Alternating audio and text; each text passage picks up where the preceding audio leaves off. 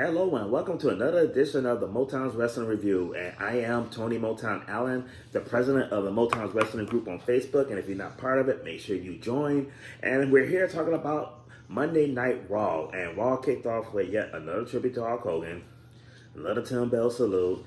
This time Nick Hogan was there, but what a surprise, Brooke wasn't. Guess her and her black boyfriend wasn't allowed at the 10 bell salute for Hulk Hogan.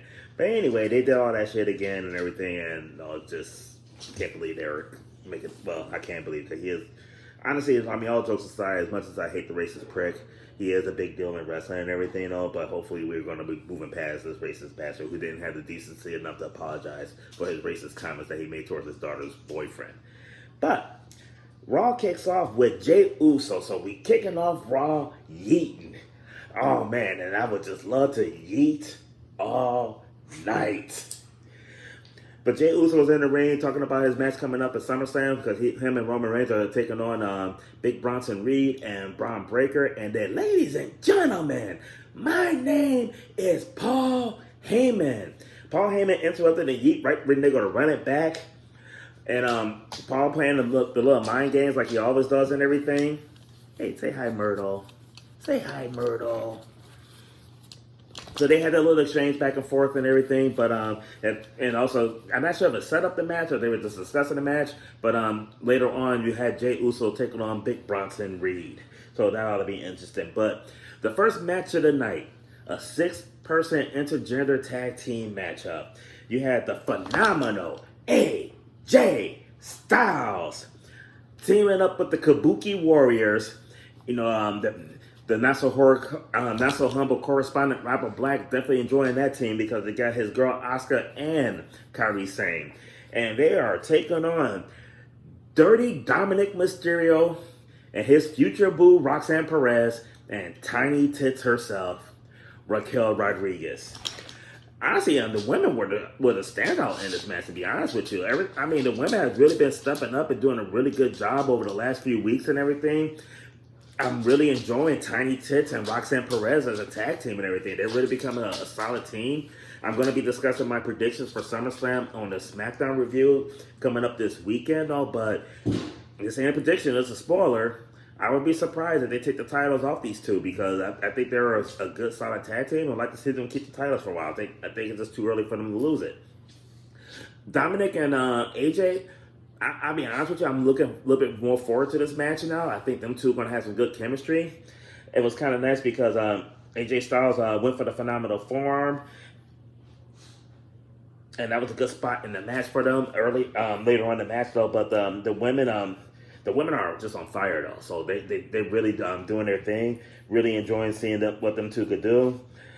But AJ Styles, after he didn't hit the phenomenal forearm early in the match, he finally hit it later on in the match to get the win.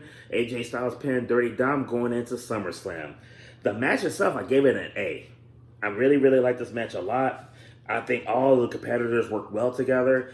It's kind of funny because WWE really under Vince kind of got away from mixed tag team matches and intergender matches and stuff like that though, but I like to see more of it. I thought these 6 did a really good job. It was a match that I wasn't really looking forward to. And it turned out to be really good, though. So, next up, we had Sheamus versus Grayson Waller. After a promo they did in the back when the New Day kind of dipped out on Grayson Waller. The match was, Sheamus looked good. Grayson Waller sold his butt off and everything, but it was basically Grayson Waller get the dog shit beat out of him. The match itself I gave a C. Sheamus dominated and won with the bro kick. And then Rusev came out and started beating up on Sheamus. So, they're still gonna have that feud going on a little longer. Not really sure why. Rusev needs Lana, and Sheamus needs Paige. Well, the New Day could probably use Paige, especially Xavier Woods. But the match is a C. Okay. Laura Valkyria was out in the ring after this, and she was cutting a promo on Becky fucking Lynch. That fucking bitch Becky, and this. Y'all know I can't stand either one of these bitches. I'm not looking forward to this match at all. Becky's music starts. Everybody's waiting for her to come out, but Laura Valkyria realized though, like she was behind her, so she basically ran the ropes, drop kicked her and upside her head, which was a pretty cool moment. And she proceeded to beat the dog shit out of Becky Lynch. I don't blame her because nobody likes that fucking bitch Becky. And but Laura Valkyria did promise though that she was going to win the title, or Becky had to beat her into the ground and everything. And she also said she's going to be the first ever 2-time Women's Intercontinental Champion though. So time will tell on that. Next up, we had an 8-woman tag match. You had Naomi teaming up with Chelsea Green and the Secret Harvest, and they are taking on Rhea Ripley, mommy herself. Oh, my up-and-coming boo, Stephanie McCure with her Devil's Kiss. And we also had Io Sky and Nikki fucking Bella of all people. Overall, a good combination up until that bitch Nikki Bella. But the match itself was good when Nikki Bella wasn't out there. And, you know, I'm definitely always happy, though. Anytime you got 8 women, 8 women that I will put it on like Dash. This match itself had the Devil's Kiss. My up-and-coming boo, Stephanie McCure, slapped that on Chelsea Green. You saw both their asses bouncing up and down. In the words of Booker T. Oh, yeah. It also led to the SVB from Stephanie McCure to get the win. So, honestly, like I said, the women have really been showing up and showing out and everything. This was a really good match. I'm not a big fan of, like, the scramble matches when you have, like, this many people in the match, but this one was really good. The women did very well on it. I gave this one a B+. Then, earlier we had that bitch Becky. Now we got that bitch Bayley. They were in the back talking to the bitch Bayley about, like, not being at SummerSlam after she wasn't at Royal Rumble and all these damn losses she's had. And she's out there basically talking like she don't know what to do and everything. We'll see if it leads to a heel turn. I mean, hopefully it leads to a heel turn, or maybe it just leads to her just going away forever. I'll be fine with either, to be honest with you.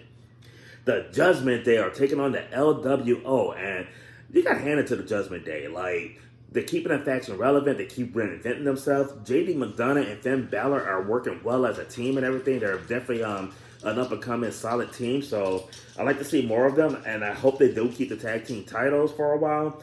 But they defended them today against the LWO. The LWO actually looked pretty good in this match. It kind of surprised me. I thought these two teams fell well together, but the match had El Grande Americano in there that led to Dragon Lee coming out to chase him away. And then another version of El Grande Americano came out, helped the Judgment Day get the win over the LWO. I gave this match a B. I thought it was a pretty good match and everything. And even despite the interference from El Grande Americano, overall really, really good though. So next up, we had Gunther. Gunther's out there cutting a promo on CM Punk, bragging about his victory last week against CM Punk. He said he went one-on-one with the best in the world on the microphone. Everybody said he couldn't hold his own against CM Punk, and he left the voice of the voiceless speechless, which I gotta give it to him. Last week he did hold his own against CM Punk. I thought he did a better job against CM Punk last week. But CM Punk came out, you had to coat the personality, and as Gunther sitting up there bragging about how he beat CM Punk last week, CM Punk dog walked Gunther on the mic this week. Straight up dog walked him and everything. CM Punk basically did what CM Punk does. I mean, he grabbed the mic, he was the best in the world. Talking about like he wasn't left speechless last week, he just left bewildered at the stuff that Gunther was saying. And he also told Gunther, there's levels to this, kid. You're not on my level. So I'm actually looking forward to this match. I really don't know who I'm going to predict, but I got a few days to decide and everything. So definitely tune into my next review to see like which one I actually end up picking on. I am looking a little bit more one way than the other, but we'll see how SmackDown goes. But CM Punk, after like he roasted Gunther in this one, did the mic drop and left.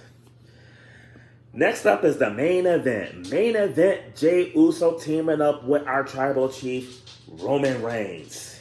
Taking on Big Bronson Reed and the new leader of the Dangerous Alliance, Braun Breaker.